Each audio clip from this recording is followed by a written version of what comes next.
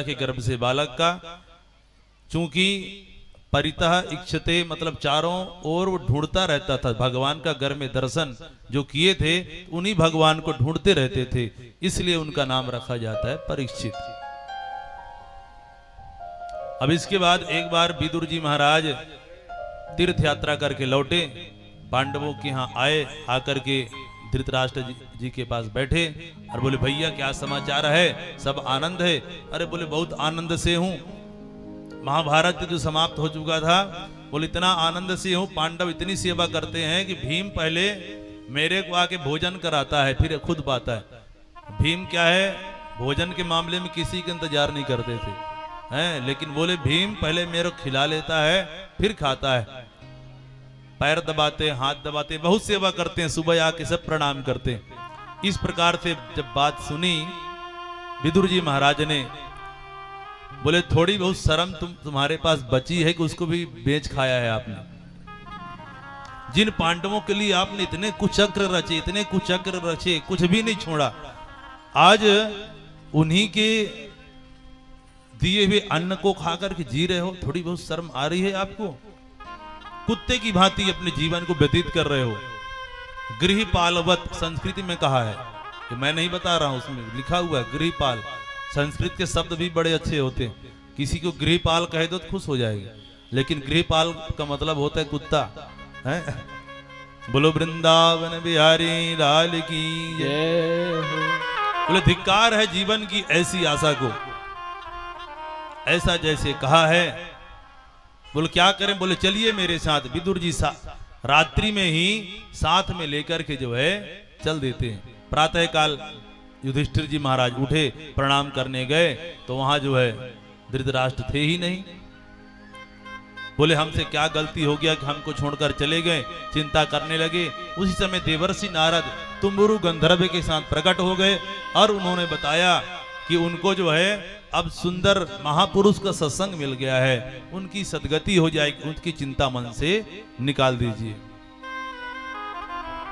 अब एक दिन युधिष्ठिर जी महाराज बैठे हुए थे बड़े चिंतित अवस्था में, बड़े बड़े अपशकुन हो रहे हैं। भैया भीम ने देखा, बोले भैया आप चिंतित अवस्था में काहे दिख रहे हो? बोले इस समय बड़े बड़े अपशकुन मेरे को दिखाई देती हैं, देव प्रतिमा रोती हुई नजर आती है। अर्जुन 7 महीना हो गया भगवान के साथ, भगवान कृष्ण को छोड़ने गए थे, लेकिन बोले अभी तक नहीं आए। ऐसी बातें कर ही रहे थे कि अर्जुन आ जाते हैं, सामने खड़े हो गए।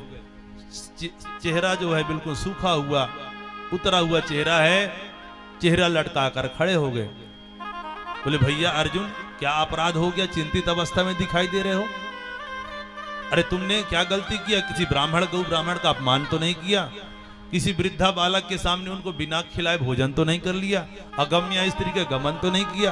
अनेक प्रकार के प्रश्न कर डाले, क्या अपराध हो गया भैया?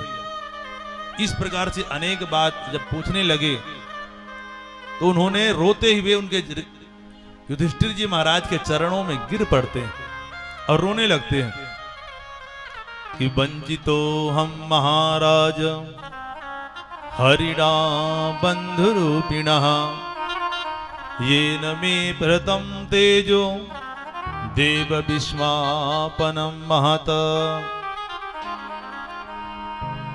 बोले मैं जिस गांडीव को रख करके मैं बता रहा था कि मैंने बड़े बड़े युद्ध जीते हैं और महाभारत जैसे समर को जीता, भगवान भोलेनाथ को भी युद्ध में संतुष्ट किया, आज गोविंद यहाँ नहीं है चले गए हैं, तो आज भीलों के साथ में युद्ध में हार गया। मैं भीलों ने मेरे को हरा दिया, भील छोटी जाति के लोग, उन्होंने मेरे को हरा दिया। वही गांडीव मेरा, वही अर्जुन, वही मेरे हाथ, लेकिन मेरा वही ताकत, आज कोई भी ताकत मेरा काम में नहीं आया। मेरे को समझ में आ गया कि हमारी जो शक्ति थी सब गोविंद की थी, हमारे पास कोई भी शक्ति नहीं है। ऐसा जब भगवान के गमन की पूरा बात जब बताया कि भगवान तो चले गए हैं, परम धाम को चले गए, कुंती मैया ने सुना है, एक क्षण में देह को त्याग दिया है। ऐसे प्रेमी रामावतार में एक तो दशरथ जी महाराज हुए हैं रामावतार में, और कृष्णावतार में कुंती जो सुनते हुए भगवान का वियोग क्षण मात्र भी सहन नहीं कर सके हैं। इसके बाद सभी पांडव जो है परीक्षित जी को सत्ता का भार सौंप करके स्वर्गारोहण करके हिमालय में जो है जाकर के स्वर्गारोहण के लिए चल देते हैं। बोलो वृंदावन बिहारी लाल की जय हो। महाराज परीक्षित सत्ता का भार संभाला।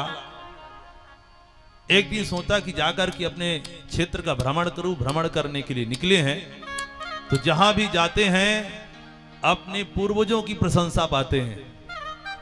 देखिए हमें अच्छा व्यवहार काहे करना चाहिए। एक सबसे बड़ी बात है कि हमने जो व्यवहार करके गया है वही व्यवहार हमारे पुत्र के साथ होना है।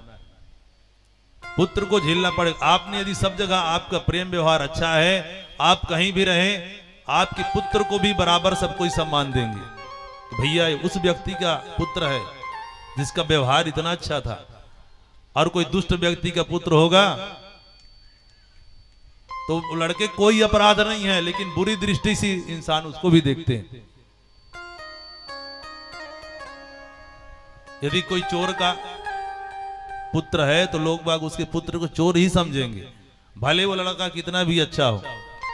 इसलिए हमें अपना व्यवहार प्रयास करना चाहिए, अच्छा व्यवहार बना करके रखें समाज में हर जगह। अब पांडव लोग तो कभी किसी के साथ अन्याय नहीं किए, न्याय ही करते थे, इसलिए जहां भी जाते तो उनकी प्रशंसा ही सुनने को परीक्षित जी को मिलता।